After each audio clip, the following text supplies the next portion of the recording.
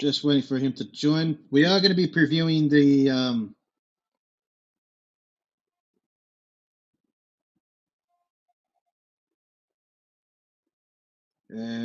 yep, just waiting for Shane to join.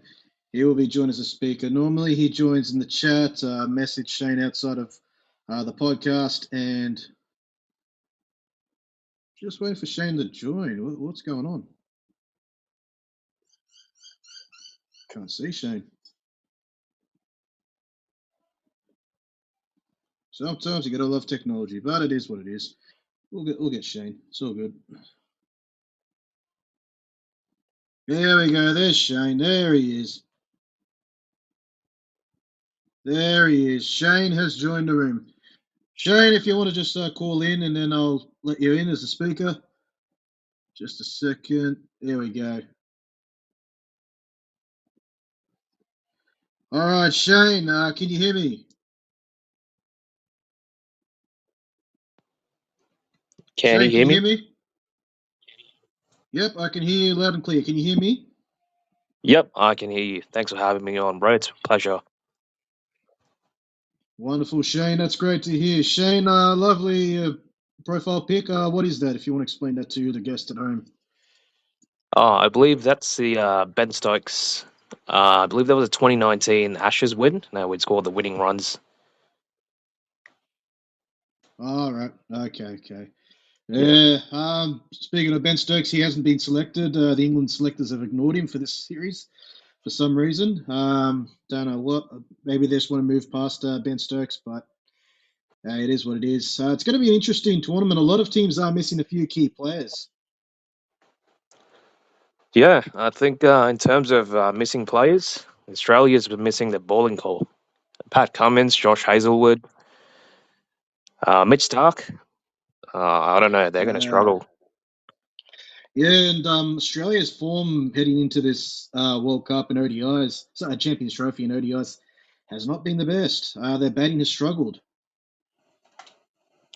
Yeah, especially recently. Did you hear about Marcus Stoinis?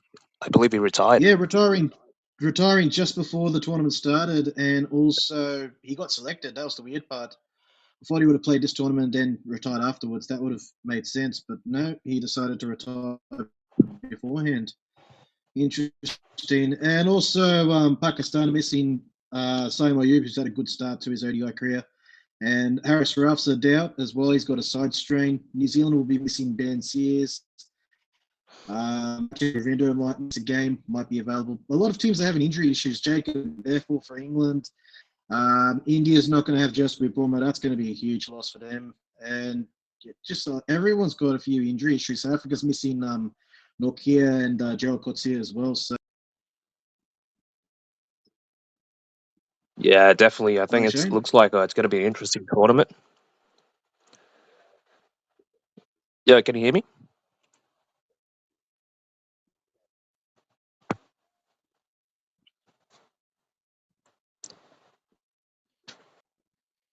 Sorry to lose really out, Shane.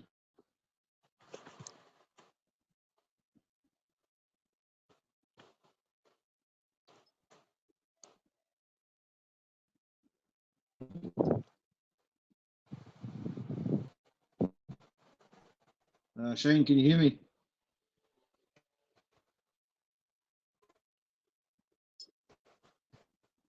Yeah.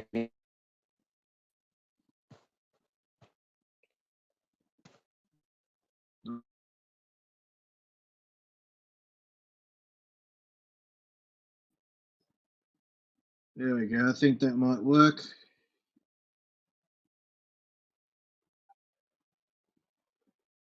Shane, can you hear me? Hear you now. Can you hear me? Yeah, Shane, can you hear me?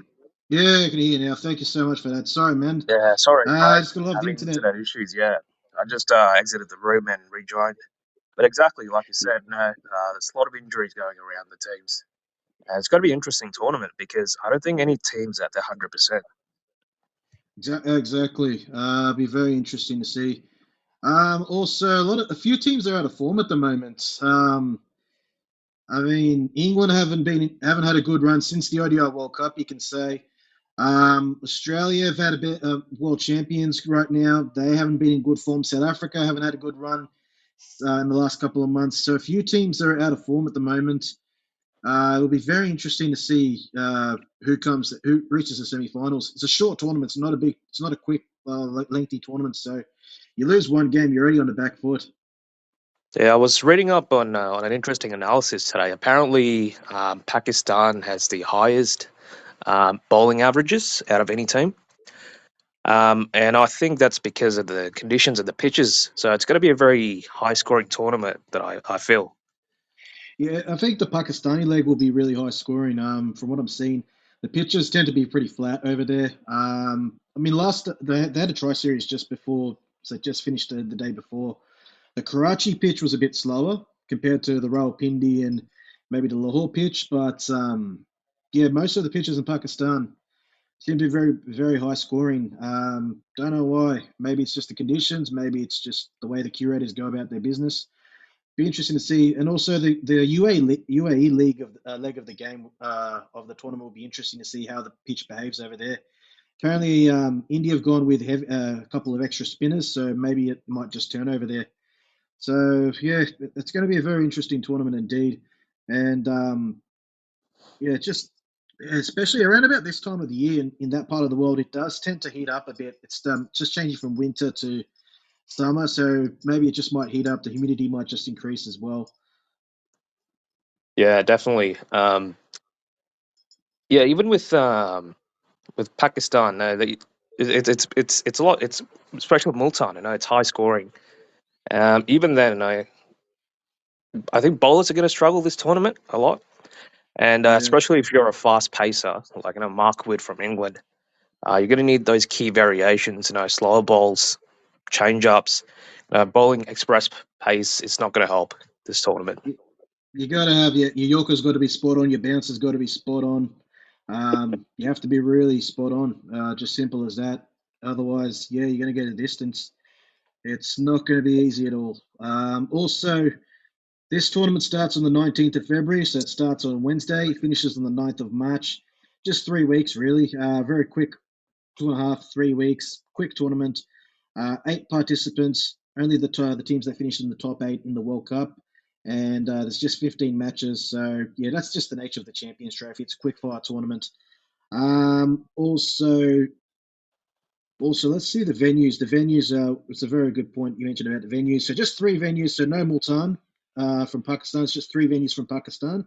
Karachi, which just had the game between New Zealand and Pakistan the other day. That was the final of the Tri Series. Then you had Lahore, which is a pretty high scoring high scoring ground. The Gaddafi Stadium over there, and then you got Rawalpindi Cricket Stadium, which is very well known for high scores. And then in the UAE, you've got the one stadium, the Dubai International Cricket Stadium, which yeah, which have like it can be a high scoring game, but yeah, we'll have to just wait and see what happens there. Hello, Shane. Hello, Shane.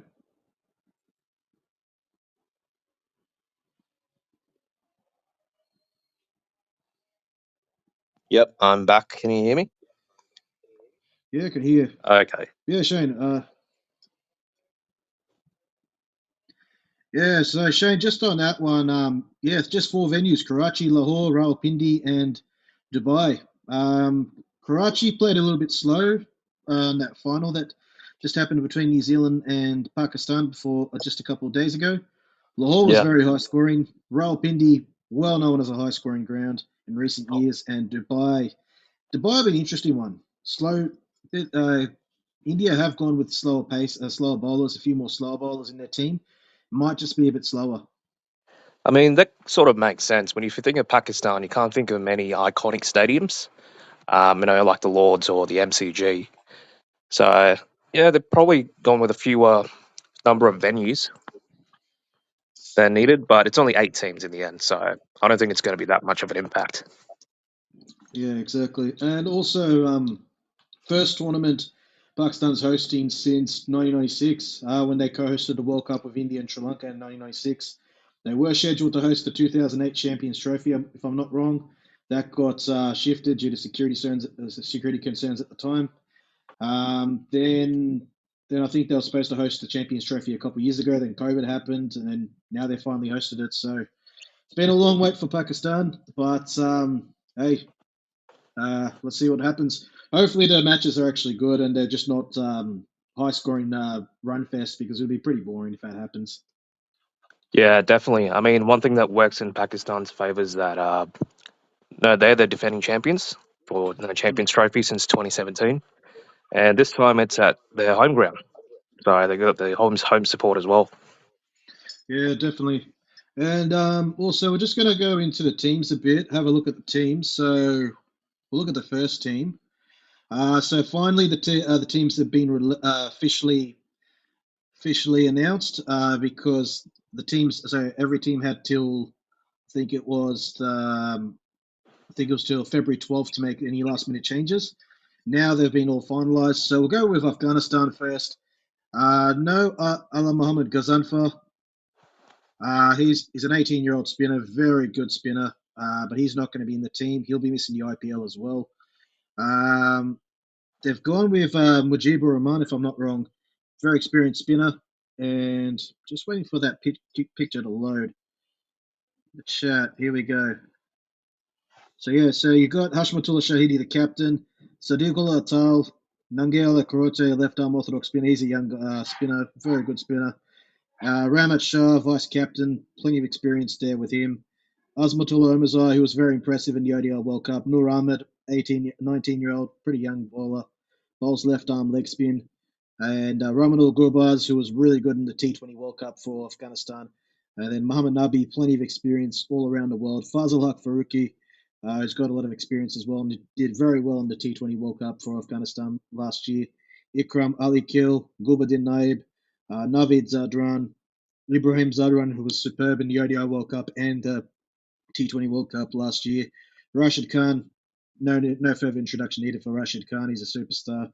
And Farid Ahmed Malik, who's just in early days of his career. And also, I reckon one thing Afghanistan have done wisely is they've recruited Yunus Khan into coaching staff. Yunus Khan, former Pakistan batsman, former Pakistan captain. He knows the conditions in Pakistan. I reckon that's a smart move. They did the same thing with the T20 World Cup where they brought in Dwayne Bravo as the bowling coach, accordingly to the Caribbean conditions. What do you reckon, Afghanistan? They're in the same group as Australia, England, and South Africa, who aren't actually in the best of form ODI wise at the moment. Yeah, look, I think Afghanistan on their day they can beat any team. They're often looked as an underdog, but no, we've seen many upsets from Afghanistan throughout the years. But it's going to be a tough group for them. Um, especially with South Africa, England, Australia. They're going to have to cause some upsets to progress to the next round. Mm, yeah, definitely. Who do you reckon would be the key for them? I reckon Rashid Khan would always have to be a key. And then Ramanul Gurbaz and maybe Ibrahim Zadran in batting. And would you say Azmatullah Omazai as well? I mean, yeah, Afghanistan, Rashid Khan's always going to be, the best player. He is the best player. And one thing that, if you notice with Afghanistan, if their batting opening pair, don't get out and they go deep into the innings without getting out, scoring decently, they tend to perform a lot better. So the key would be not losing the opening pair cheaply. Yeah, exactly. Ramanul Gurbaz and Ibrahim Zadran. Those two, they're very young as well, so they're going to be there for a long time. They're definitely going to play a key role. I reckon also the middle order are going to have to lift in case the top order don't, in case the openers don't fire. They're spinners. They've got plenty of spinners, so they're going to come in handy in these conditions. They'll be a very interesting squad to watch out for. I reckon they're keeping an eye on the other opposition at the moment. Just seeing a few weaknesses in a couple of teams right now in their group. They'll be raring to go. Also in that group, Australia, world champions. They started off the World Cup really terribly in 2023, and then they just peaked at the right time. However, recent form, they've lost four of their last five ODIs. They lost to Sri Lanka quite badly. They lost to Pakistan at home for the first time in 22 years. Yes, you could say Australia they weren't at their full they weren't at full strength, but still you got to get the results regardless. They've tried experimenting with these young guys who haven't really lifted, and also one stat is they've been when in the matches they've lost, they've been dismissed for less than 170 on all occasions. So huge concern with the batting order. Yeah, look, it's going to be tough, when your main bowling core is out of the tournament, and no, there are players who can step up. Ben Dorshis, Sean Abbott, but to be honest, these guys I would say they're not at an international level, especially at batting pitch pitches like in Pakistan. These guys are going to struggle. That's my honest opinion. So it's going to be interesting to see how these players are going to perform. Absolutely. Adam Zampa, with all experience, has to really lift. And I reckon if they are to make it to the semi-finals, at least, they have to rely on a lot of their experienced campaigners. The young guys have to step up, of course, but the likes of Steve Smith, Travis Head, and then Glenn Maxwell, Alex Carey, those guys are really going to have to carry the bulk of the work. Yeah, especially with the shock retirement of Marcus Stoinis. I honestly didn't see that coming this close to the tournament. I mean, he might have his personal reasons to retire. Yeah, but man, those experienced campaigners are going to have to really lift for the Aussies for them to have any chance of qualifying for the semis. And I know a lot of these players were stepping up for Australia. I've seen them play in the Big Bash League in Australia, which is their T20 domestic league. And I've got people like Josh Inglis, Ben Dorshis, Sean Abbott. These guys are great, when it comes to a T20 domestic level, but I haven't seen much from them on an international stage, to be honest. Yeah, definitely. And yeah, international level, there's always going to be that difference at international level and domestic level. So they're going to have to be on. But Australia, if we know one thing about Australia, they just love to play in tournaments. They love to win tournaments. So you never know, they might just click. But it doesn't look good at the moment. It's going to be out. They're Yeah. going to need a massive turnaround. South Africa haven't been in good form the last couple of ODI series, losing to Afghanistan for the first time last year in an ODI series, losing to Pakistan. They got whitewashed at home by Pakistan. They also did pretty badly in the Tri Series. Yes, they were under strength to an extent, but still, you got to get the results in. They will be happy that they've got their full strength team back. They've got David Miller back. They've got the main fast bowlers back in Kagiso Rabada as well. Will make a difference. Marco Jansen, who's been in good form the last year or so across formats, his batting's improved immensely. He's going to play a big role. But yeah, South Africa. What do you reckon about South Africa's chances? Will they finally break that hoodoo? Will they finally reach? Will they finally get an ICC tournament win, or will they end up in the semi-finals, or will they end up in the final? Will they just not make it out of the group stage? What do you reckon with South Africa? It's possible. I mean, there's a lot of players in South Africa that I haven't actually personally seen them play. New names in South Africa, especially with the retirement of Quinton de Kock. Temba Bavuma was in a bad form last year, 2024, but I think now his form's improving, and it's going to be interesting to see how he bats. The bowling Yeah, lineup looks pretty much, decent for a South African side. yeah, so this is the South African squad. Temba Bavuma, the little man captain in the team. Aiden Markram, plenty of experience there, bowl some handy leg spin. Kangisa Rabada is going to have to lead the bowling attack. Tony Dezorzi, David Miller, plenty of experience in the middle order. Ryan Rickleton, he's a new player to the team, came in recent years. He's got a bit of talent about him. Marco Jansen, we know how good he is, the big man. Weird Mulder, player who's been in and out of the team. To Brace Shumps, he's going to have to play a big role with his spin on those Pakistani pitches. Heinrich Klassen, dangerous middle order batsman. He's a wicketkeeper as well. And Lungin Ngidi, Tristan Stubbs, Keshav Maharaj. Heinrich Nokia has, well, he's been named in the team, but I thought he was injured. Anyways, I think Corbin Bosch is replacing him, and Russi van der Dusen. So they've got experience. The batting lineup, I reckon, looks all right, but it's just the bowling, which is surprising. The bowling looks a little bit down. Besides Jansen and Rabada and maybe Shamsi and Maharaj.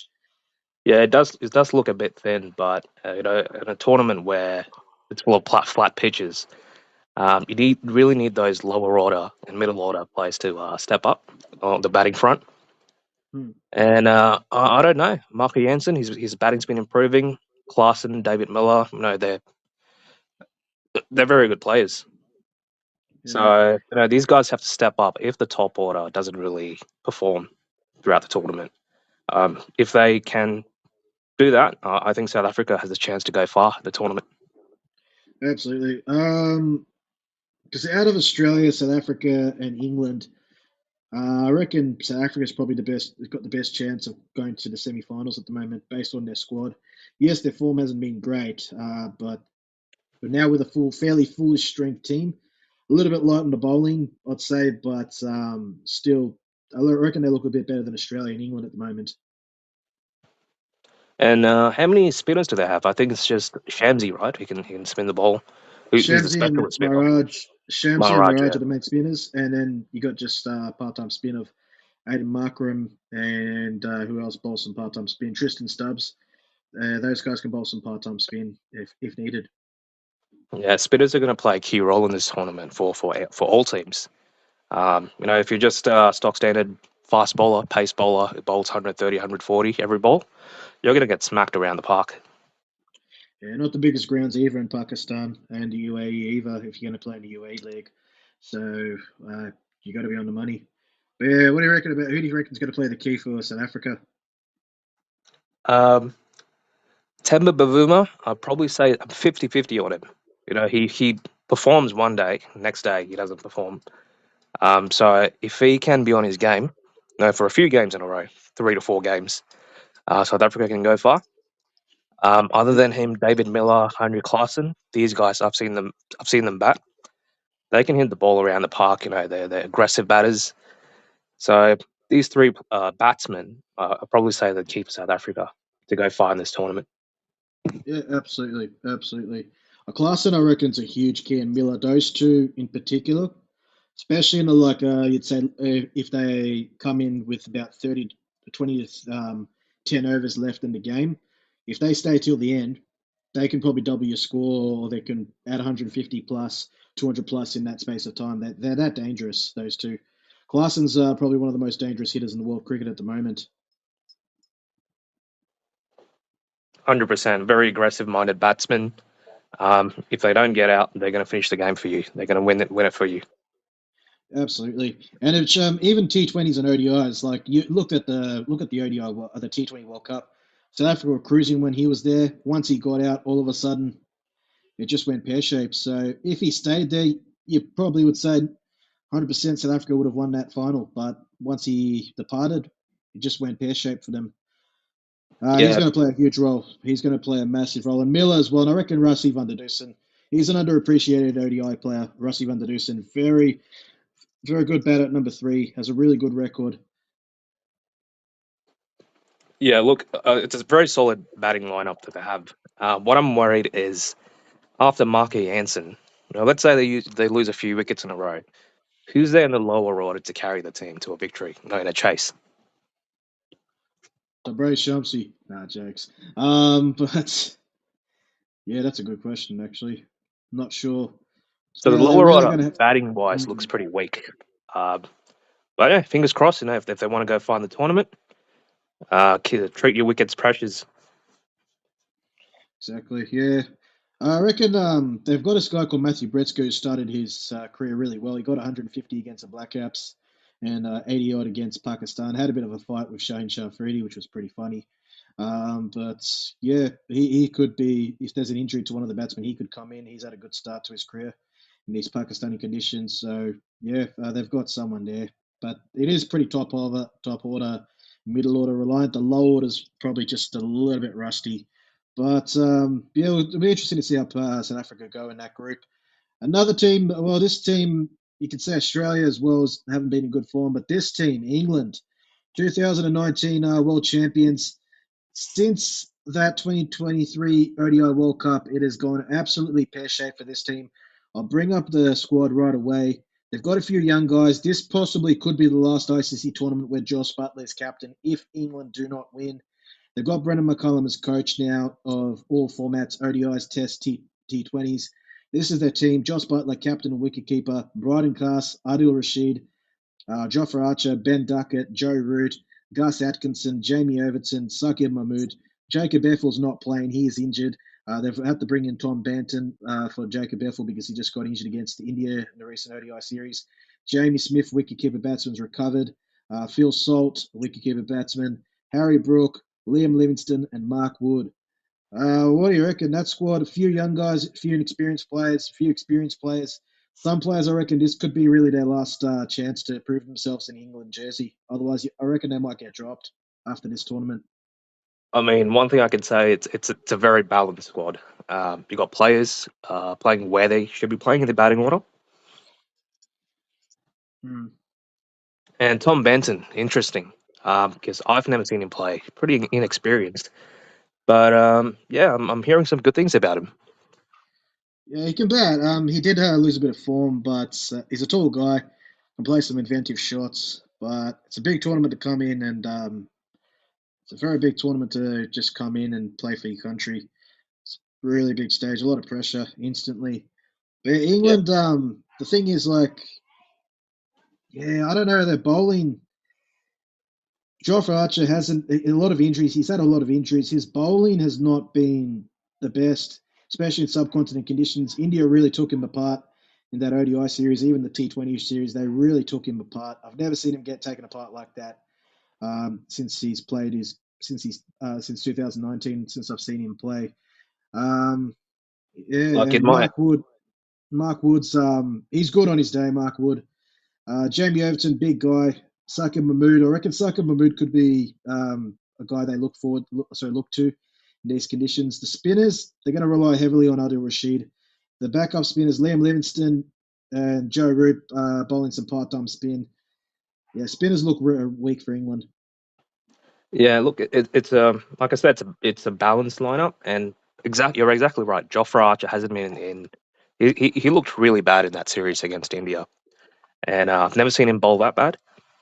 But he's one of the top-rated English bowlers in the game today, so he needs to have a good tournament for England to go far. Exactly. He had a great tournament in 2019, and look where England went. They reached the final. They won it. Um, but yeah, Mark Wood was instrumental in that World Cup as well. Josh Butler didn't have a good tournament in that 2019 World Cup, but we know how damaging he can be on his day. I reckon his flat pitches might help Josh Butler. They'll help his style of play. Ben Duckett, I reckon he's been one of the more consistent players for England. Very nuggety player, just keeps the scoreboard ticking. The only problem with Ben Duckett is he just kind of throws his wicket away. If he can put a value on his wicket and just bat for a good part of the innings, England can definitely build a good score. I reckon he's going to be a key for England. Joe Root, with You're all his absolutely right. experience, Yeah, yeah, Ben Joe Duckett. Root as well. Yeah, Ben Duckett has been absolutely solid, and I've been watching him play in the Big Bash League for the Melbourne Stars. He carries the top order for Melbourne Stars, and I've seen him take some athletic catches, so his fielding is one to look out for as well. Yeah, and Ben Duckett's probably been England's better player in some tough times at the moment. He's been scoring runs. Harry Brook's a concern. If there's people kind of thinking, people saying he's been a bit exposed recently. When there's a bit of assistance for the spinners in the pitch, or if there's a bit of extra pace and bounce or a bit of movement or swing, he can't. He kind of struggles. But if it's a flat pitch, he does score runs. He's still very young, still early days in his career. But what do you reckon on Harry Brook? Yeah, look, he's like you're exactly right. He's 50-50. Pitch conditions have to suit him for him to perform. But no, he's going at an average of 37 in ODIs, so that's actually not too bad if you think about it. Yeah, Um, still early days. Still early days in his career. He's got a long way to go, but yeah, I reckon they'll target him. If there's assistance in the pitch, he's going to have to really lift. and if it's a flat pitch, it's going to I be very reckon he'll tough to get score. Harry Brook out. I reckon he'll score plenty of runs if it's a flat pitch. And Pakistan do tend to serve flat pitches. He has a good record in ODIs and so in T20s and Tests in Pakistan. Love scoring runs there. If the ODI pitches are similar to what they were in the Test matches and the T20s where they were flat pitches in Pakistan, he's going to score bucket loads of runs. He's going to be dangerous in that middle order. And also, yeah, the other thing I reckon England, I reckon Jamie Smith. might play as the keeper. Josh Butler these days doesn't want to keep. He's in the field, instructing the bowlers and making the field changes in the field these days. Phil Salt's a concern. Hasn't translated that T20 form to ODIs. I don't know if he's going to be in the opening. He's going to be opening for long if he doesn't if he doesn't lift at all. Yeah, look, solid T20 player, like you said, but he hasn't really reflected his ODI career. I've seen him play with the KKR with Sunil Narayan opening, and he smashes the ball around.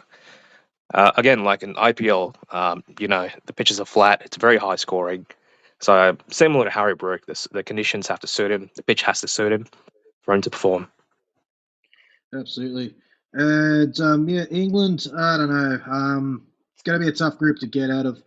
They have to really lift. They are backing themselves, but if they don't perform, I reckon there's going to be some change. There's going to have to be some massive changes after this tournament if they don't perform well. Yeah, and the form guard is not on their side. No, they're not in the greatest of forms. One thing that really stands out is England's youth development. We haven't really seen great players coming through the England's ranks compared to, let's say, India or Australia or even South Africa. It's Yeah, an interesting exactly. mix of older players and younger inexperienced players. Hmm. Even the young guys they're bringing in don't. They haven't played that much like first class or list A cricket. They're just bringing them raw back, just saying they're talented. Like Jacob Bethel, who's not going to be a part of this tournament, but Jacob Bethel didn't have much experience in list A or first class cricket or had a bit of domestic T20 experience. They just brought him in the international arena for it. He played some matches for England, and he's done okay with what he's with the limited experience he had at first class and domestic level. I reckon he's done okay, but I think it was still a bit early to put him in the team. Yeah, it's yeah, pretty much every new player that comes out of England, ECB they're taking a gamble on them, and these guys they haven't had the experience as other new debutants from different other countries. So it'll be interesting to see. Some of them go well, some of them don't. Yeah, exactly. But England, Australia, so that group, Australia, England, Afghanistan, Australia, England, South Africa. Who do you see going through from that group? So there's the figures with the Champions Trophy. There's two groups of four teams. The top two go through to semi-finals. Who do you see going through from this group to the semi-finals? Look, it's going to be tough because this group has England, South Africa, and Australia. Afghanistan, they can beat anyone on their day. They can cause upsets. But I think England and South Africa could edge through. The reason I'm saying that, Australia, as good as they are, their bowling unit is untested in international stage without Mitch Stark, Pat Cummins, and Hazelwood. So they're going to really struggle. Their bowling unit's going to struggle, and I think Australia's going to end up as the third on the table. Hmm. Yeah, good point. I reckon South Africa will make it through to the semi-finals, and I see, I honestly see Afghanistan making it. For some reason, I think they've recruited smartly with Yunus Khan in these Pakistani conditions. I reckon, yeah, I reckon they've got the selection right for this tournament. It'll be interesting to see. And if England and Australia can somehow make it to the semis, I mean, hats off to them. Yeah, it'll be very interesting to see if England or Australia can somehow make it despite the odds. Australia's a team that does it, that just achieves despite the odds. So yeah, it'll be very interesting to see how that goes. But for me, I reckon South Africa should go through.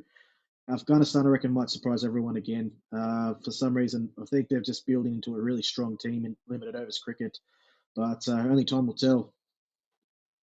Yeah, well, we'll wait to see. I mean, solid prediction. So you're saying South Africa and Afghanistan? See Um, South Africa and Afghanistan, and if Afghanistan in subcontinent conditions, they're pretty tough.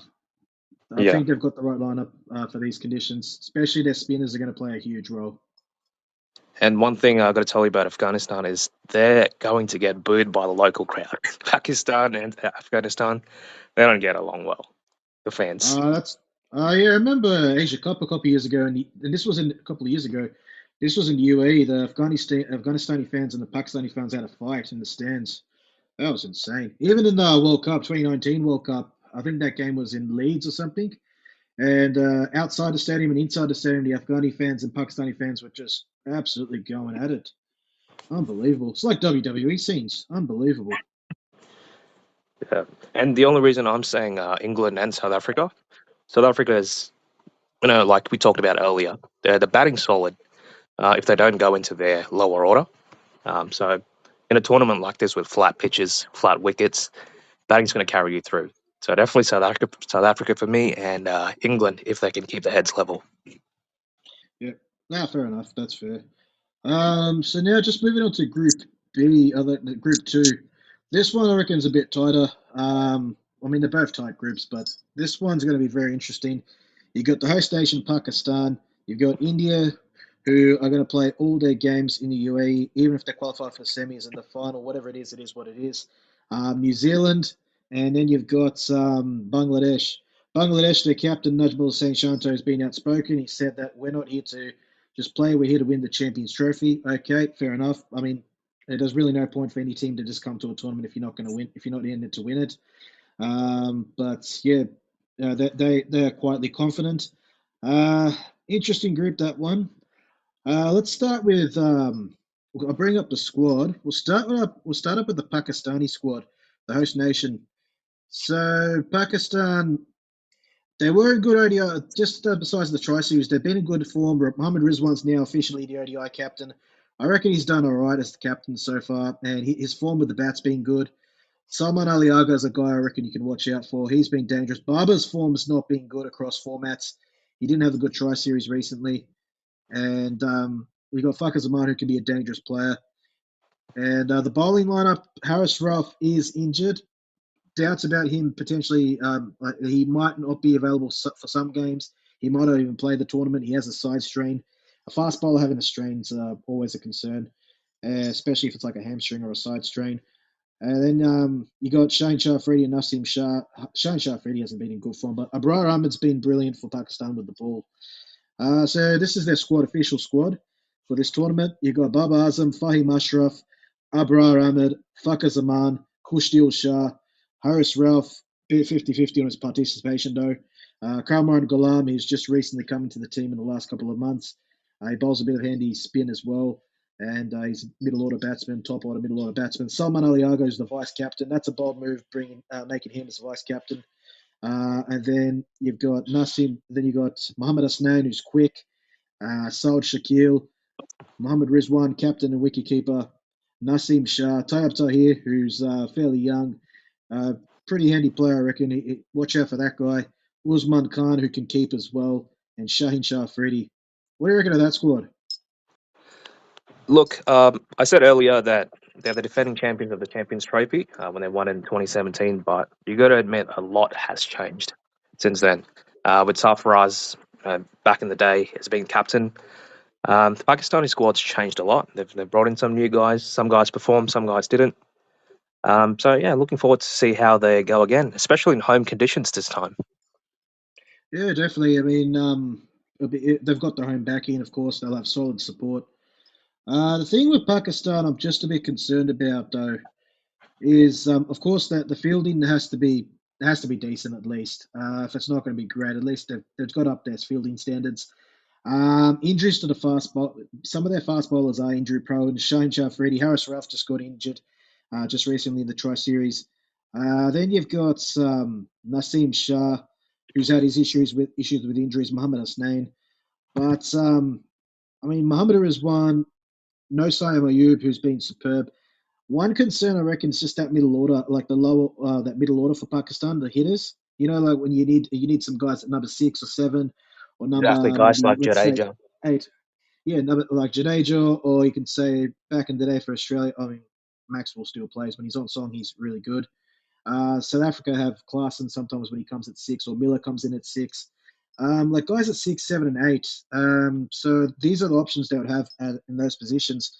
You'd have Tayyab Tahir, who I reckon's good. Then you've got Fahim Ashraf, Wasim Akram, former Pakistani captain and one of the greats of the game, was very critical of Fahim Ashraf's selection. If you look at how Fahim Ashraf's stats for Pakistan when he's playing at international level, not being not mean to him, like I've never played international cricket, I can't really diss him, but not the greatest. and his bowling's not the greatest either. He's medium pace. That's basically easy stuff to hit on these type of pitches in Pakistan. And then Salman Ali Agha would be, I think he'd be batting at number 5 instead of 6 or 7.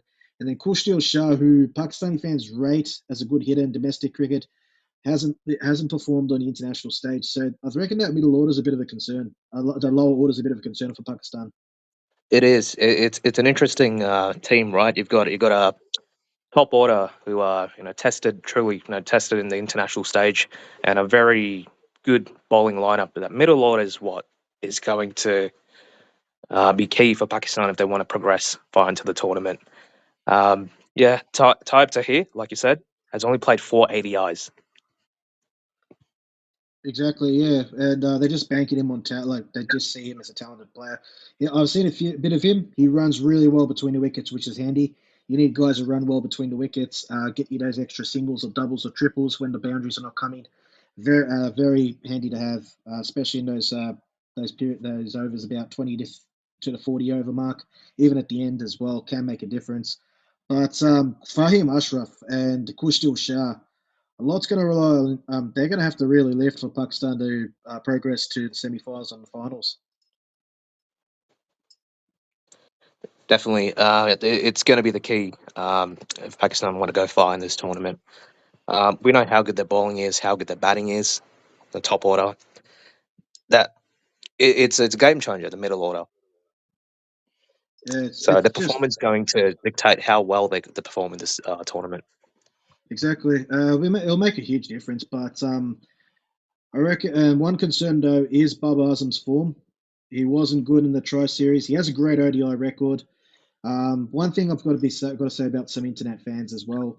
People criticize a player when they're in form. They just say they shouldn't be playing in all formats, but some players are good in certain formats. Some players aren't good in certain formats. Barber's been a great player in ODIs, but the thing is, yeah, his recent form hasn't been good in ODIs. They're putting him up the order as an opener with Fakhar Zaman. I don't know about that. I reckon he's a number 3. Yeah, definitely. He's more of a anchor player, number 3, number 4, someone similar to Joe Root or Steve Smith who can hold an innings, especially if you lose an early wicket. So it'll be interesting to see how he goes as an opener. Yeah, he struggled in the recent Tri Series as an opener.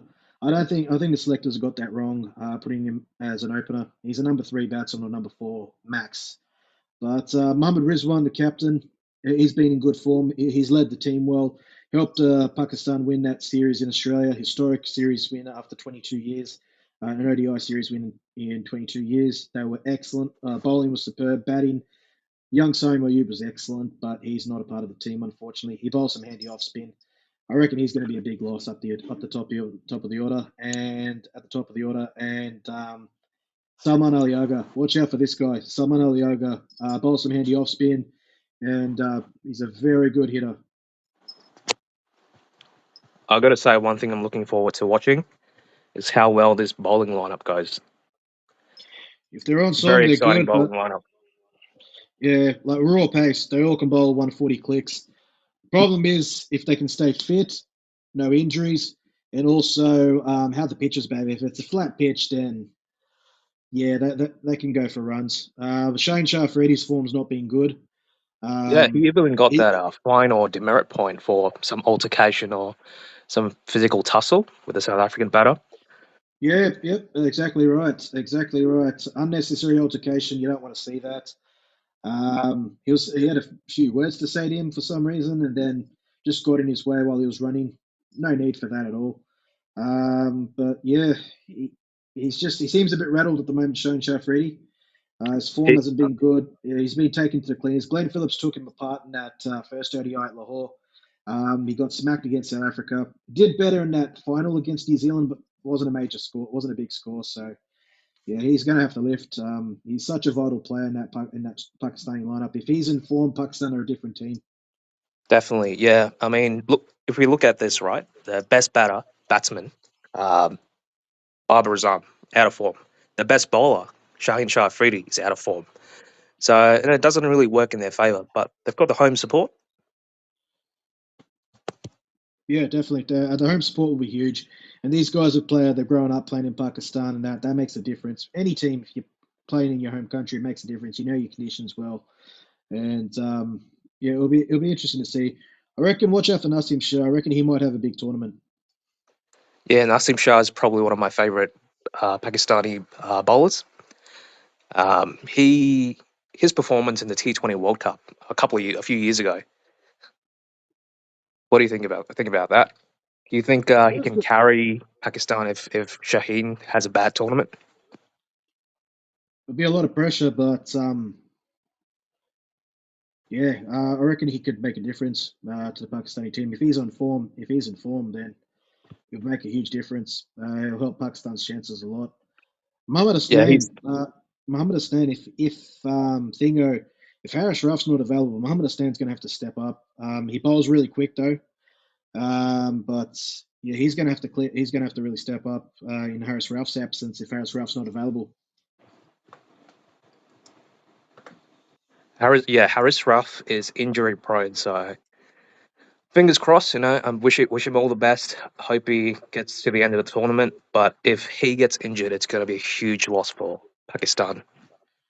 He does leak runs, Harris Ruff, but when he takes wickets, he takes them in clusters, and he takes like if he takes one, he'll take two, three. He'll just take them in one go, and all of a sudden the batting team's in trouble. He did that against Australia in the recent series in Australia. He was a player of the series in Australia when Pakistan won that ODI series. He was excellent in that ODI series. Just kept getting wickets in clusters, despite going for runs at times. He was just getting wickets in clusters, and Australia just didn't have an answer.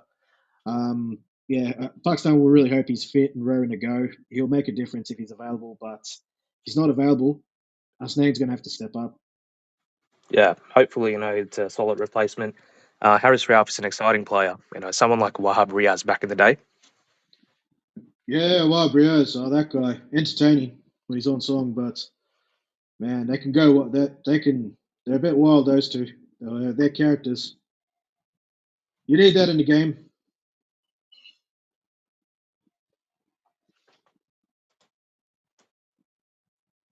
Hello, Shane. Hey, sorry, just lost you there for a bit. No, that's all right. But yeah, both Wahab Riaz, Harris Ralph, characters, absolute characters. They're animated. They're aggressive. You need They can that. get into your head for sure. Yeah, They with definitely can. They're pretty funny when they're just losing their temper, but yeah, you don't want to be on the receiving end of one of their sprays, do you? I remember Harris Ralph having a go at Azam Khan, absolutely swearing at him. I was just like, oh dear. Maybe that's a good decision not selecting Azam Khan, though. I think that's a good decision. He should be I mean, back in I the can think of first many 11. reasons for not selecting Azam Khan. Yeah, we don't want to go into that because yeah, we'll probably be cancelled by someone. But anyways, um, but yeah, interest. I reckon Pakistan home conditions they'll be a different team. Definitely looking forward to that clash against India in Dubai. That'll be a very interesting match. Be a full crowd over there, and love to see what happens there. But it'll be a very interesting tournament for Pakistan. If they can make it to the semi-finals, watch out. They might end up defending the title. Yeah, India Pakistan is always going to be a huge. It's a huge fixture, right? Doesn't matter what we'll call it, what's a sort of tournament, exhibition, or series, bilaterals. It's a huge event. So I'm really looking forward. It's one of the matches that I'm looking forward to this tournament. Absolutely, absolutely. Now moving on to the next team, the Bangladeshis. These guys, Bangladesh. Subcontinent team. They've been around for a while. They reached the semi-final for the first time in the last edition, beating New Zealand. That was their first. I think that was their first ever win in a Champions Trophy match. What a time to win it, and yeah, go through to the semi-finals. The captain's been outspoken, saying they are here to win the Champions Trophy, not here to participate. Fair enough. They've been a bit of a mixed team, I'd say. ODIs and just across formats, they've been a bit of a mixed team. They did well last year in the Test series, pulling off that historic series sweep in Pakistan. So they have some fond memories of playing in Pakistan. Um, this is their squad. They've got Najmul Hussain Shanto, the captain. Mahmudullah Riyad, plenty of experience, can bowl some handy part-time off spin. This might be his last tournament for Bangladesh. Potentially, he is 38 or something. So yeah, he's been around for a while. Pervez Hussain Emon, who's an opening batsman. Mushfiq Rahim, wicketkeeper, plenty of experience with that guy. He's been around for ages. Mahdi Hassan Miraz, the off spinning all rounder, very useful player, good low order hitter as well. Sometimes they shift him up the order just to give some quick, if they need some quick runs. So yeah, interesting where they play him according to the game situation, where they put him in the batting order. Nasum Ahmed, I think, is a left arm orthodox spinner. This guy, Tawid Hudoy, they see him as a talented player. They see him as a future star, a future captain for Bangladesh. Rishad Hussain, very impressive in the T20 World Cup. He's a tall guy, bowls some leg spin. You don't see many leg spinners come from Bangladesh. It's more left arm orthodox spinners or off spinners, right arm off spinners. And then you've got Tanzim Hassan, uh, Shakib, the firebrand is a handy batsman, but he loves to sledge. He loves to get under the batsman's skin. Bowls at a good pace. He's a talented bowler, but she can be a bit of a pest. Shomya Shakar, plenty of experience there. Tuscan Ahmed, I reckon he's the leader of the attack now. He's the leading bowler. He's the main bowler. He's the pace ace. Nayed Runner can bowl 150 clicks. Heard a lot of talk about him from Bangladeshi cricket fans. Then Tanzil Hassan Tamim, who's an opening batsman. Mustafa Zur Rahman. Mustafa Zur Rahman has all the variations in the world. He's a very, very crafty bowler. And Jack Ali, he can keep. This guy's had a good start to his ODI career, his Test career as well. Even I think T20 career. He's had a good start early days. Touted as a big hitter. I reckon watch out for him if Bangladesh are to progress. But that's their 15-man squad for the tournament. What do you reckon of Bangladesh's squad? It has changed a lot. First thing that came to my mind is what's happened to Liton Das. You know, he in the top order, he's great for Bangladesh. Not selected, or is he injured? Not selected due to bad form. Ah, fair enough. So yeah, Bangladesh they've got some talented players, but when it comes to tournaments, they haven't really performed throughout the years, the last 20, 25. As far as I can remember. Yeah, exactly. And I only reached one ICC tournament semi-final, and that was the 2017 Champions Trophy. And like, not being mean to them, but you could say they had a bit of luck because the game against Australia got rained out. They lost to England, and they beat New Zealand. Yes, New Zealand were terrible on the day, but they beat them. But maybe if they had that game against Australia, they might not have qualified back in 2017. So you could say maybe they were just a bit lucky then to get through. But they have pulled off upsets, but gee, they just haven't. I don't know what it is with Bangladesh in tournaments. They just don't. They're not consistent enough for some reason. Maybe this Like time they could change it, but I don't know. it's some sort of international tournament voodoo that's on Bangladesh. Been plaguing them for years, and they definitely have talented individuals. Like any IPL or CSK fans over here, you could tell how good Mustafa Rahman is, and Dhoni always goes to him when he needs a wicket. Now they can perform in other formats, but international tournaments, look, and it's a tough group as well. India, New Zealand, Pakistan, and they're probably planning their way. Now, who can we upset? Who can we win against? Because winning against India is tough. So if they need two wins, it's going to be coming from Pakistan, beating Pakistan and New Zealand. Yeah, exactly. And they do have a bit of psychological wood, you could say, over Pakistan, whitewashing Pakistan in Pakistan, albeit in a different format, which is Test cricket last year. So they'll have some positive memories from last year, but different formats. It's a different ball game. Uh, Yeah, with them, I don't know. I know Shakib Al Hasan as well. This is the first time I think they've played a tournament without Shakib Al Hasan since the early days when they were new to international cricket. Yeah, look, Shakib Al Hassan has been Bangladesh's best player for years. Through the bad forms and good forms, he can carry his team to however far they go. Did you hear about him hinting at retirement recently from international cricket? He's getting I old. think He's he's, about 36, 37. yeah. I mean, I think he might end up retiring anyway because age, as well, also the political stuff that's going on, that external stuff. I think he won't be playing for Bangladesh again. To be honest. Yeah, Um, that's very sad. He's their best player, throughout the years. So Bangladesh will definitely miss him. He can't be replaced. Yeah, he's a special all rounder. Easily the greatest player ever. But yeah, Bangladesh. I reckon. I don't know. I don't see them getting past the semi-finals. They might spring an upset, maybe, but I just don't. I don't see them doing well in this tournament. To be honest, I think they're really going to have a tough time against the other three. Yeah, it's a tough group for them.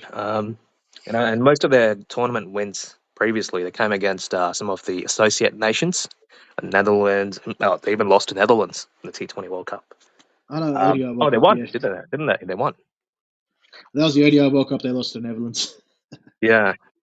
So Yeah. they really need a few upsets or things to go their way.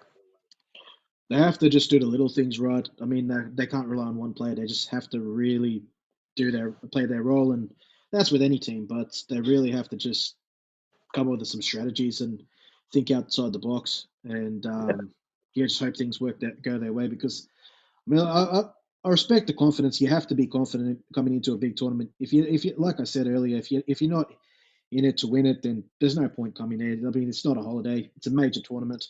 Yeah, you But need that yeah, positive mindset regardless. yeah, you need that positive mindset regardless. But I don't know. It's just they're going to be relying on a few players, and also they're just going to. I see so many weaknesses in the team, and the batting lineup is a bit of a concern. It's going to rely heavily on Mushfiqur Rahim, Mahmudullah Riyad, the experienced campaigners. Rishad Hussein's going to have to come in with a few hits. Shomya Shakar's very hit and miss. So yeah, it's going to be very tough. I reckon their batting's the weak point. Bowling doesn't look too bad though. Jack Ali. Watch out for him. He's a talented player, but see Bangladesh. I don't see them going past the group stage. I agree with you 100%. And one thing that might work in their favor, um, Bangladesh and Pakistan are good friends, and local support might help Bangladesh. But guess what? India's game is going to be played in the UAE, so they're losing on that as well. Yep. That'll be interesting. Their first game is against India, so a big pressure game.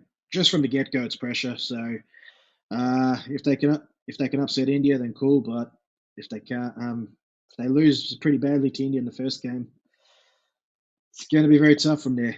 And yeah, their pace attack's going to have Mitaskin's going to have a really good tournament. Spinners in Rishad Hussain and Mehdi Hassan Miraz, they're going to have to play big roles as well. But I don't see Bangladesh going past the group stage at all. Yeah, same. Agreed. It's going to be a tough tournament for them, and we'll see how far they go. They just need to hope and pray. Put up good performances, and just pray. They get through. I reckon if they reach the semi-finals, that's a good achievement. They've achieved a bit there. Back-to-back ICC Champions Trophies, they've reached the semi-final. That's a big achievement in itself. If they can reach the final altogether and maybe win it, then phew, hats off to them. But yeah, I think it's going to be tough.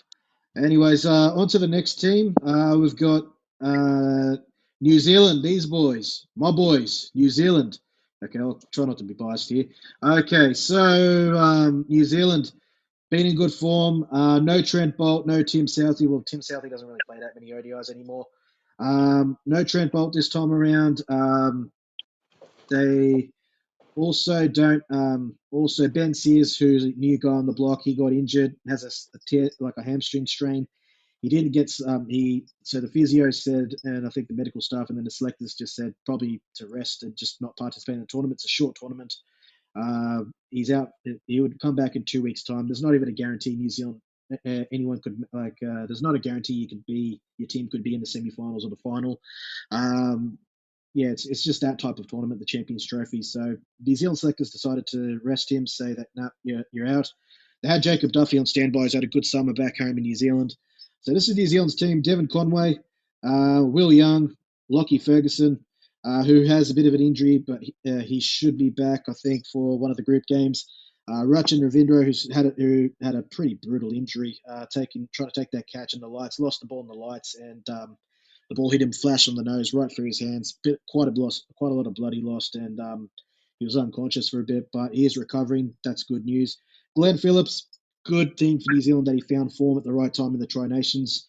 That just recently concluded. Matt Henry, he's the leader of the attack now with Trent Bolt gone and Tim Southey not available, so not playing. He's been really good the last 1 or 2 years across formats. Kane Williamson, experienced campaigner. Michael Bracewell didn't play the ODI World Cup. I reckon they missed him in the ODI World Cup with his spinners and a handy low order hitting. He was very good in the Tri Series, economical if he wasn't picking up wickets, and picked up the odd wicket.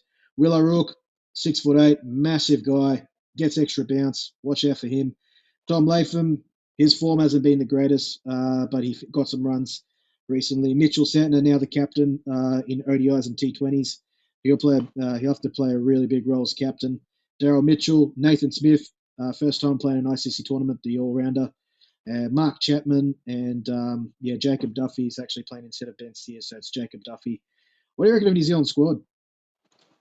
Look, they've got a solid squad. They've got talented individuals, and they've got good experience as well. Rachin Ravindra, who we saw, came onto the scene of just a few years ago.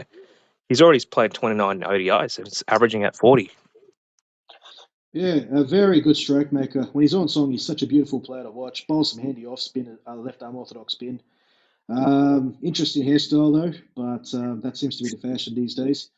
Rachin Ravindra, very One thing talented is player. he's opening this tournament, is he? Because I always Uh, saw him play at number three, but he might be an opener with Devon Conway.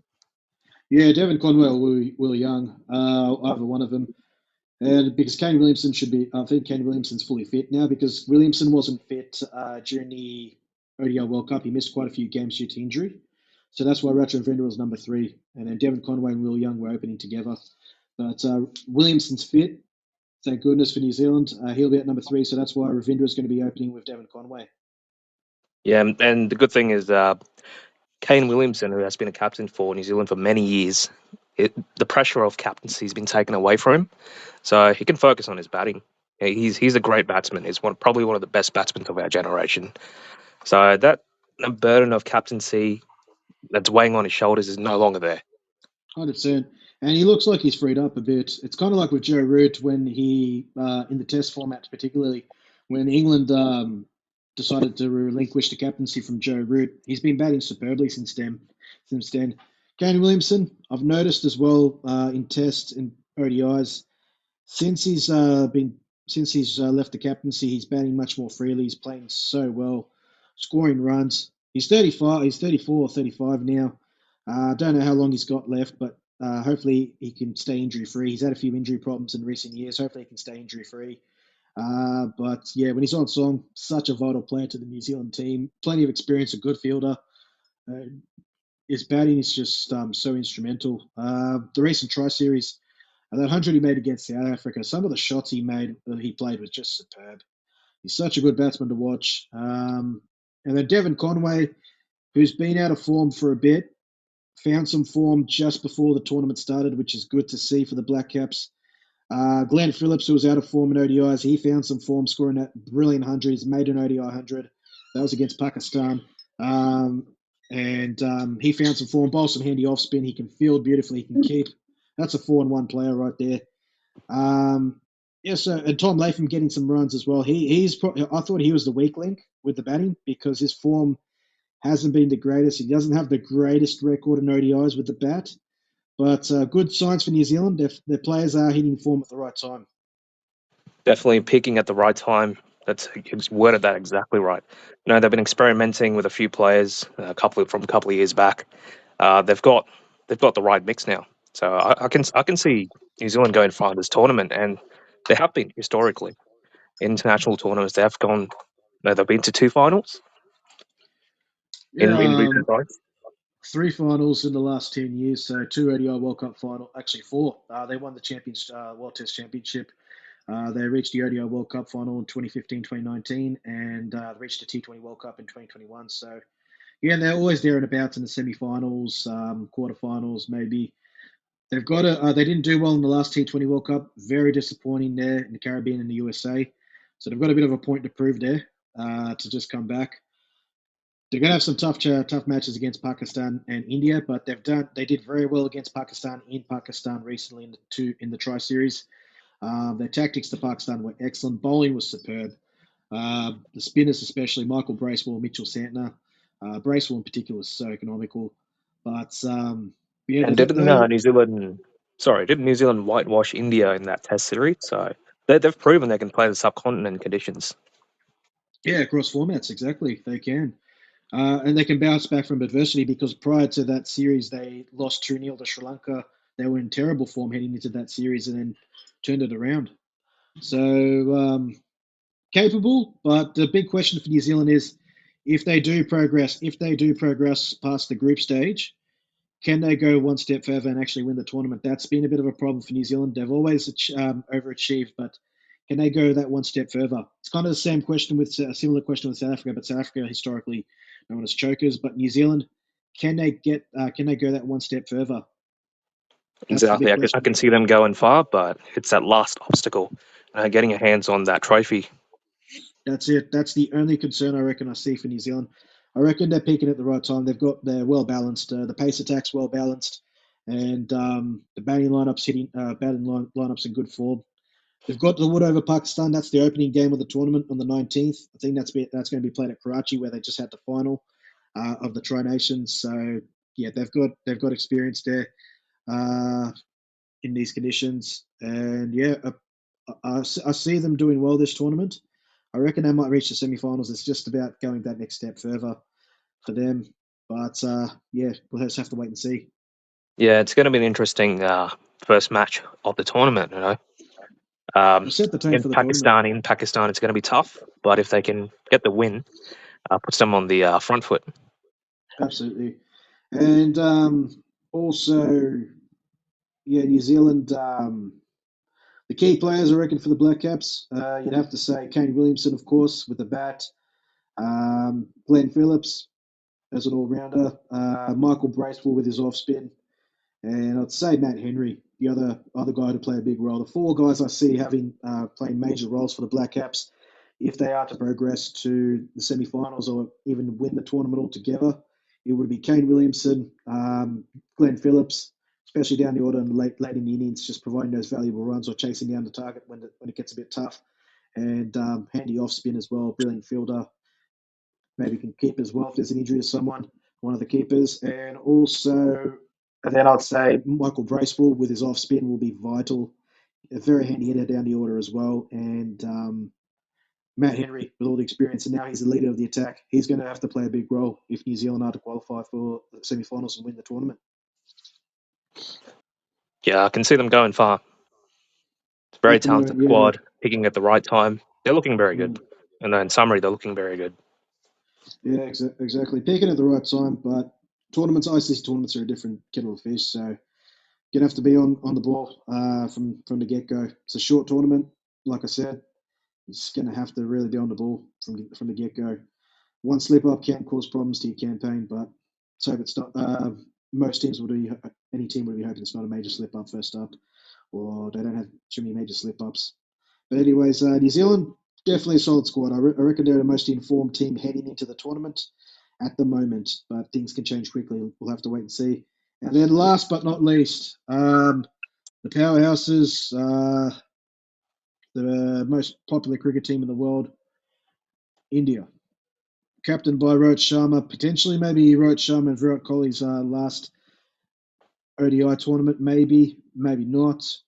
A lot of talk about that if they don't do well. They got a new coach, Gautam Gambhir. There's a lot of talk off the field, on the field. They'd be happy that they had a bit of form heading into the Champions Trophy with that win against England, winning 3-0 at home.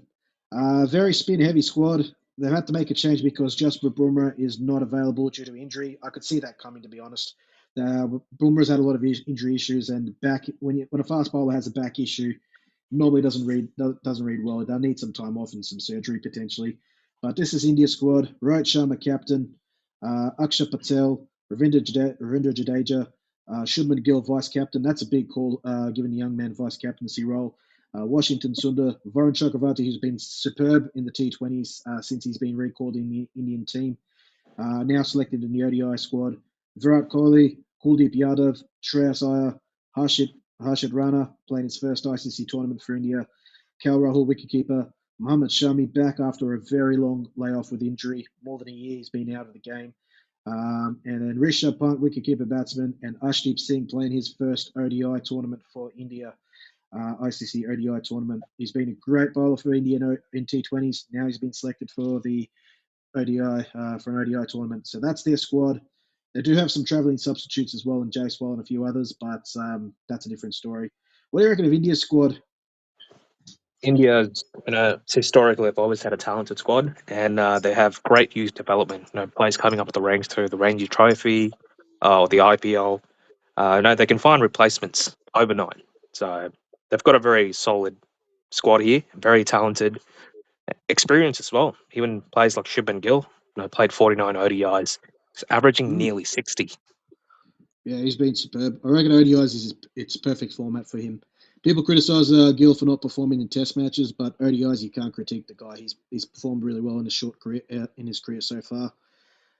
Definitely right about the youngsters. So many good youngsters coming through the ranks, um, and that's going to be pressure on some of the guys in the team. They know if they don't perform in this tournament, they might get dropped. And if some of these guys like Rishabh Pant, let's say even Washington Sundar, to an extent, if they don't perform, they could get dropped instantly. There's always someone ready to come into the team.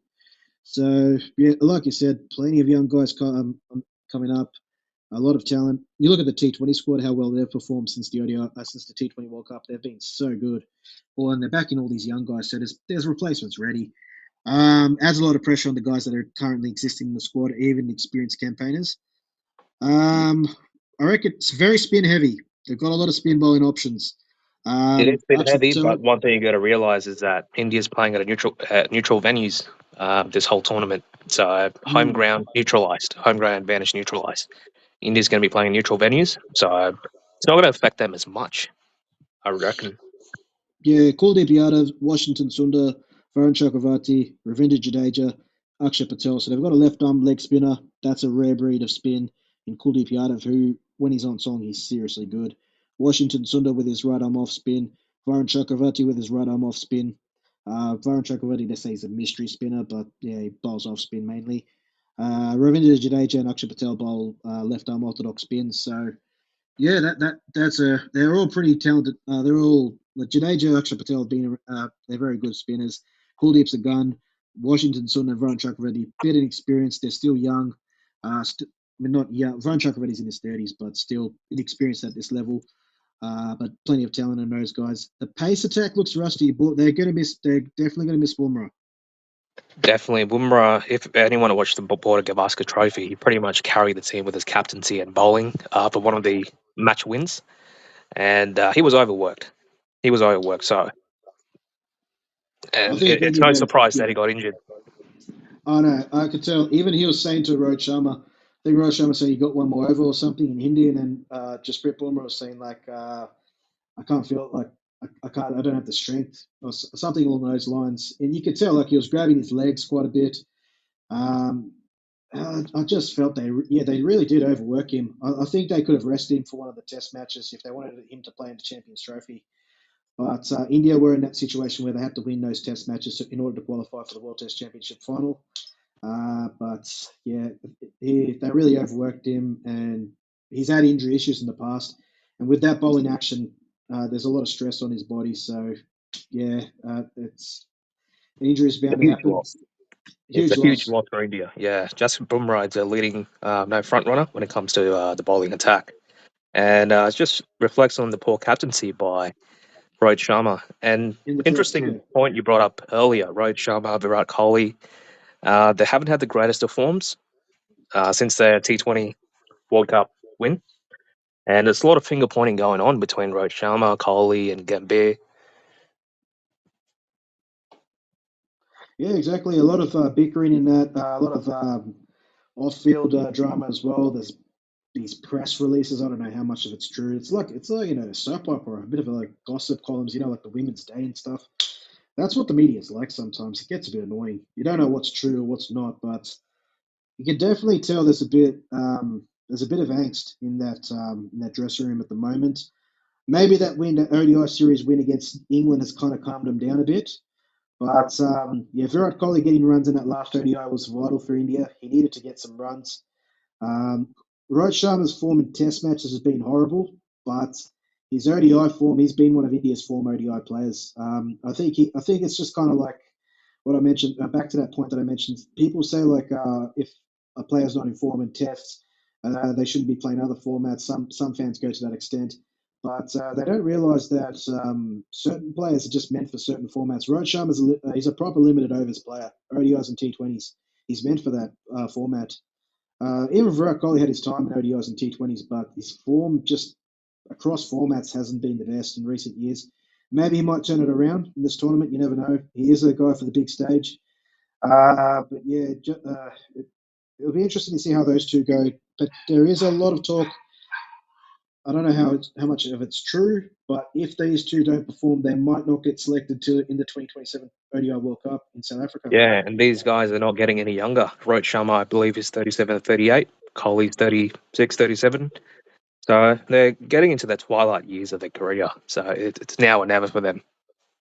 Exactly, and I think Gambia made it pretty clear one time. This was even before he got elected as coach or something, or when he first got selected as coach. He said that for the senior players, if they don't perform in the Champions Trophy, that's going to be like a litmus test for them. If they don't perform, I'm dropping them. But then Gambia's under a bit of pressure with the way the team's gone in Test matches and ODIs. So yeah, I don't know if you can say that much to be honest, but yeah. Also, one guy I reckon to watch out for India if you're watching the Indian team, Shreyas Iyer in ODIs. Shreyas Iyer has been superb. He was excellent in the ODI World Cup and an excellent series recently against England. He's now number four batsman for India. That's his spot. He's meant for the number four position. I reckon he's a dangerous player. When he gets going, he can really change the game. He hasn't had didn't have a great APL season last year, but like I said, no, he's a crucial middle order player in ODIs. It's got a decent average of about 47. It's got 16 50s and five centuries. So on his day, Trace I can carry your team. Yeah, I'll give Shreyas one bit of credit as well. There were a couple of years ago, there was this perceived like a perceived weakness in Shreyas Iyer's game, where a lot of pundits and that said that he had a bit of a weakness against the short ball, kind of similar to what Suresh Raina had. With you remember Suresh Raina? He used to have a bit of a weakness against the short ball, the bouncer. Couldn't play the pull shot or the hook shot. I couldn't deal with the short ball. Shreyas Iyer had that perceived weakness, but he's worked on his game so much. He scored runs domestically in the Ranji Trophy, the Vijay Hazare Trophy, and for India, he's just come back a new man. And also, he got dropped from the central contract list because he missed one domestic game or something for no reason. Or he didn't notify the selectors, which is a bit of an interesting reason why to drop someone from the central contracts list. But yeah, he's perfect for ODIs. He's a perfect player for ODIs. He's a different beast when it comes to ODIs. And he's worked on his game against the short ball. He's going to play a huge role for India in that middle order. And Akshay Patel's playing at number five. That for me is an interesting move because then that leaves KL Rahul in a bit of a limbo because KL Rahul was superb for India at number five in the ODI World Cup. But it's been a bit of the thing with KL Rahul. Yes, he hasn't kind of delivered on his promise of the talent that he's had throughout his career at times. But the thing with Indian selectors is they keep moving him up the order, down the order, or something like that. They just never keep him in a fixed place, and that can mess with your mind. Exactly, yeah. Especially if you get moved around the batting order, you don't know how to play, what sort of game you're playing. There's no consistency, so you often doubt yourself playing shots. And KL Rahul, his form's been up and down in recent times. Yeah, exactly. ODI form's kind of dropped since the ODI World Cup. He was superb in the ODI World Cup, but his form has dropped a lot. Didn't have a good series in Sri Lanka last year in the ODI series. Like he was patchy against England, wasn't at his best, but India will be hoping he finds form at the right time in the Champions Trophy. Um, Another guy, I reckon if India are to reach the semi-finals, their spinners are going to have to play a key, and the top order are going to have to really carry the bulk of the work with the batting. What do you reckon? Yeah, look, I'm looking at Shubman Gill. I think he's got the highest average out of any Indian player coming to this tournament. Um, so he's got great stats to back him up. He's the vice captain now, so he's got a bit of a leadership role. And it shows the selectors have faith in him as a future leader. If after Rohit Sharma and Virat Kohli retire, so big role for him. And the Pacers are going to have to really lift in the absence of Jasper Burma. Shami's just still a bit fresh off it, coming back after an injury. Arshdeep Singh with that left arm pace, that left arm angle with the left arm fast bowler, that's going to come in handy. And Harshit Rana, he does pick up wickets, but he can leak runs. That's the problem with him. No Mohammad Siraj. I reckon that's a good decision, dropping Mohammad Siraj, because his form has dropped a lot. Didn't have good ODI World Cup. I reckon he was the weak link in the Indian bowling lineup in the ODI World Cup. Despite having such good form prior to the World Cup, apparently he was ranked number one in the world in ODIs prior to that 2023 World Cup, Look, and that's a bit. he's dropped a lot, and the selectors have said, okay, you're just gonna have to go back to domestic cricket and work on your game. Look, that's a bit questionable. Dropping Siraj, like he's a good player. He's a good bowler. Of course, like you said, his form is kind of not great in recent times. But picking Harshit Rana over Siraj, he's a tried and tested bowler on the international level. That's a questionable call, if you ask me. Yeah, I mean that's the other side of the argument as well. Some fans are saying, yeah, I know Siraj isn't in the best of form, but he has that experience which could come in handy. But yeah, it's going to be an interesting one, honestly, to see how Harshit Rana goes. A lot of pressure on him. Shami's going to have to really lift. He didn't have a good series in England, but it is his first against England, but it is his first series back. It's the paces, I think, that just are a bit of a weak link for India. They're going to have to really perform in the absence of Jasprit Bumrah. Jasprit Bumrah, by the way, while we're speaking about him, how good was he in the T20 World Cup? Player of the tournament. He was so instrumental. Um, yeah, that's how important Jasprit Bumrah is. It's an Indian team. He's going to be a huge loss.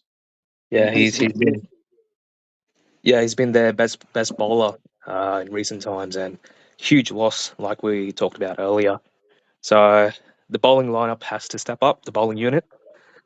More so the paces. Hardik Pandya as well is going to have to play a big role with his fast medium pace as well as a backup pacer. So yeah, I reckon India's middle order and the batting order is fine. I don't think the batting order's any weakness at the moment that I can see. But the bowling, it's just the fast bowlers I see that there's a bit of a weakness at the moment, especially with no Bumrah. But yeah, overall the rest of the squad's all right. Yeah, interesting call to drop Rishabh Pant. Yeah, I mean he's a part of the squad, but he's not going to play in the main team. His ODI form. I don't think he'll be selected in the main squad unless there's an injury to Cal Rahul or something. His form in ODIs, you look at his ODI record, he's got a great record in tests. His ODI and T20 record for India, not domestically, for India. A lot of Indian fans have noted out he hasn't really played to his potential in ODIs. And if he doesn't perform, there's the likes of Sanju Samson, there's Ishan Kishan, who unfortunately has fallen out of favour, but when he's on song, he's really good. He might be around to go. There's other wicketkeeper batsmen coming through, so there's pressure on Rishabh Pant to perform. If he doesn't perform when given an opportunity, then he might not be playing ODIs for a while. Yeah, and sometimes you just got to step back and work in a game to get back in favour. But yeah, I mean, if you had to pick honestly between KL Rahul and Rishabh Pant as your wicket-keeper batsman, who would you go with? It's format specific. If it's test matches, Rishabh Pant any day. ODIs, I go Cal Rahul. Cal Rahul's actually a solid gloveman. Rishabh Pant's done a really good job on his keeping. He was pretty weak, so he had a few weaknesses in his glove work, but he's worked so hard on it and improved a lot. But it's format specific. Test matches, I'd go Pant over Cal Rahul as a keeper, and ODIs, I have to go for Cal Rahul over Rishabh Pant at the Yeah, moment. and there's an interesting analysis that I read up today earlier. UAE has the lowest bowling averages out of any test cricket playing countries. So it's going to be low scoring, the Indian games. I can Yeah, actually see that. Yeah. and by the looks of it, India have read the conditions and have gone with a spin heavy approach. So the spinners will, and slower, if the fast balls are bowling variations, those cutters, the slower balls and all that, slower bounces, maybe the off cutter, whatever they have, those variations are going to play big roles. See, that's a great thing with having a squad depth like India. If you're having a bad day game, there's two other players who can step up for you. Yeah, kind of like the Great Australian squad. I'm not saying India anywhere near the Great Australian cricket squad of the late 90s and 2000s, but just in terms of depth, you have that type of depth. It's really handy. But yeah, just from that group, just to wrap it up, that group, um, what's it called? Pakistan, Bangladesh, India, New Zealand. Who do you see going through to the semi-finals from that group? Um, okay, I'll go with the obvious choice here. India's going to go through. Firstly, they're not going to be affected by their home ground support in Pakistan. They're playing all the games in neutral venue. First game against Bangladesh, I think they're going to win easily. And second spot, I don't know. It's between New Zealand or Pakistan. It's going to be tough. So the first game of the tournament, it's going to be key for both New Zealand and Pakistan. So Yep. if New Zealand can win the first game, I think India number one, New Zealand number two, and both of them progressing. Pakistan three, Bangladesh four. That's what I see on recent form. I wouldn't be surprised if Pakistan make it to the semi-finals though over New Zealand, but yeah, for me at the moment, I think it's India and New Zealand who are in form. If it's on form, India and New Zealand go through to semi-finals. And who do you reckon would be the favourites at the moment to win the whole tournament? To win the tournament, I would probably say India. Definitely the favourites to win. Squad depth. They've got a good balanced squad. Playing all the games on neutral venues. Even the final, if they make it to the final, final's going to be in Dubai, the UAE. Yeah, So they've got things working in their favour, and I can see them going to the final. Um, but it depends. Winning in the final, it depends on who they're playing against in the final. yeah, absolutely. I reckon it's between three teams for me at the moment. But it can change very quickly. India probably the favourites at the moment, and then it's between South Africa and New Zealand at the moment. If I look at the teams, South Africa and New Zealand are probably the two other teams that might win the tournament. Yep, But like I 100% said, agreed with you. Yep, but India, like New Zealand, but South Africa. yeah, but like I said, things can change quickly in cricket. If you lose one game in this type of tournament, things can change very quickly, and you're on the back foot all of a sudden. So you just never know. But at the moment, I see India and then New Zealand and South Africa. Between those three teams, one of those three teams at the moment look like the teams that might win the tournament. But yeah, well, it'll be an interesting tournament. 2.5 weeks, 3 weeks, quick fire cricket action, ODI cricket every day, or pretty much every day, except for after the 12th game, the league stage finishes. But yeah, it's going to be a very interesting tournament indeed. Anyways, that wraps it up. Thank you very much for joining the room, Shane. Really Thank you. appreciate. Pleasure. Yeah, Thanks thanks, for Tom. having me here. You've been a long time listener. You've been supporting me. I appreciate every bit of support. Guys, do keep up. Do stay tuned for some live streams during the World Cup. I will be going to India because I've got a few things to deal with over there. Unfortunately, I mean, I like going to India, but I just don't want to go for this reason. But yeah, Shane, we'll talk about that after the live stream. But yeah, I'm going to India. I'll be doing some live streams from India. That'll be interesting. And then I'll come back to Australia and do the rest of my live streams, doing some daily analysis. So plenty of coverage during the Champions Trophy. We love our cricket here on Destroy Stumps 35. Thank you very much, Shane, once again for joining, and everybody else. Thank you for your time. Have a good night. Bye for now. That's that. Yep. Thank you. Thanks for having me. And yeah, I love listening to your streams. So looking forward to some great streams throughout the tournament. Absolutely. Thanks, man. Take care.